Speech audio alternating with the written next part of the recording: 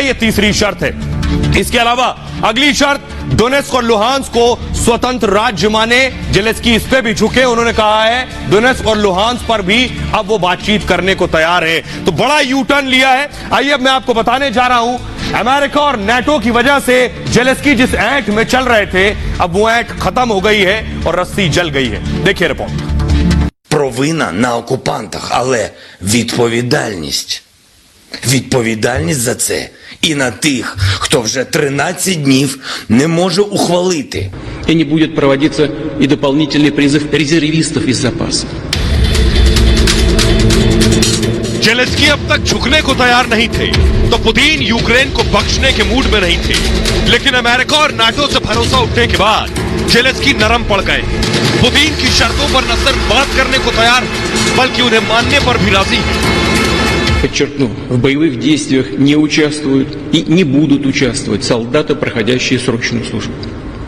И не будет проводиться и дополнительный призыв резервистов из запаса. Сьогодні ми всім показуємо, що ми такі є.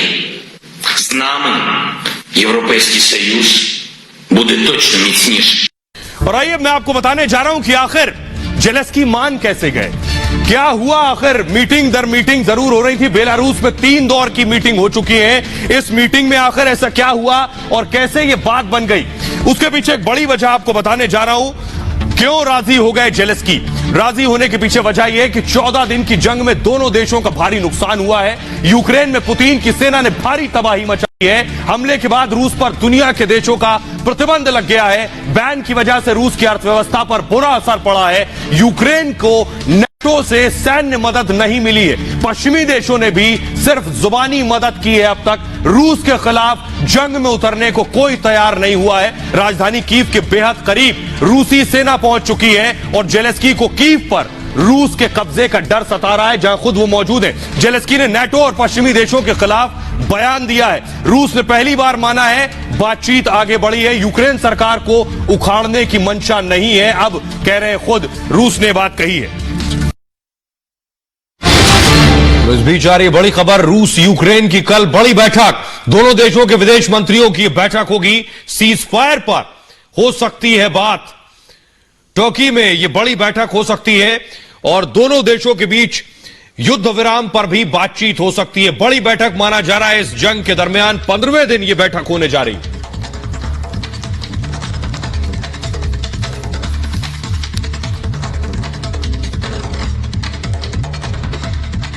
और आइए अब आपको बताने जा रहे हैं कैसे दोनों देशों के विदेश मंत्री मिलने वाले हैं कल 10 मार्च को। यह सबसे बड़ी बैठक मानी जा रही है, विदेश मंत्रियों का मिलना।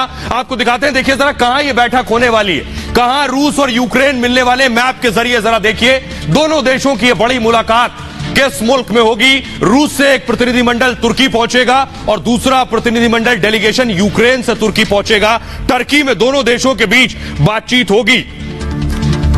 लेकिन सवाल यह है कि आखिर क्या किसी समाधान पर पहुंचेंगे, और अगर समाधान पर पहुंच रहे हैं तो उसमें इजराइल के प्रधानमंत्री नेफ्ताली बेनेट का बड़ा रोल होने वाला है। नेफ्ताली बेनेट पिछले दिनों जाकर पुतिन से मिले थे। आइए आपको बताने जा रहे हैं, नेफ्ताली बेनेट ने मुलाकात की। रूस और यूक्रेन दोनों से इजराइल के बेहतर रिश्ते हैं दरअसल, और रूस यूक्रेन में सुलह कराने की स्थिति में इजराइल पहले दिन से था। नेफ्ताली ने मॉस्को में पुतिन से मुलाकात की थी और यूक्रेन के राष्ट्रपति जेलेंस्की से लगातार वो संपर्क में है। दोनों यहूदी हैं, यह भी एक बड़ी वजह है। पुतिन जेलेंस्की की बात एक दूसरे को पहुंचा रहे हैं। पिछले 24 घंटे में दोनों देशों के रुख में नरमी आई है। सीज फायर को लेकर पुतिन का लचीला रवैया भी रहा है। फ्रांस और जर्मनी के बीच संपर्क में नेफ्ताली लगातार है। नेफ्ताली ने बाइडेन को भी मामले की जानकारी दी है और यह वजह है कि नेफ्ताली बड़ा रोल प्ले कर रहे हैं। और आइए आपको बताने जा रहा हूं कैसे यूक्रेन में महिलाएं अब तक सामने आ रही थी। एक एक्टर ने भी बंदूक उठा ली, ये यूक्रेनी एक्टर है।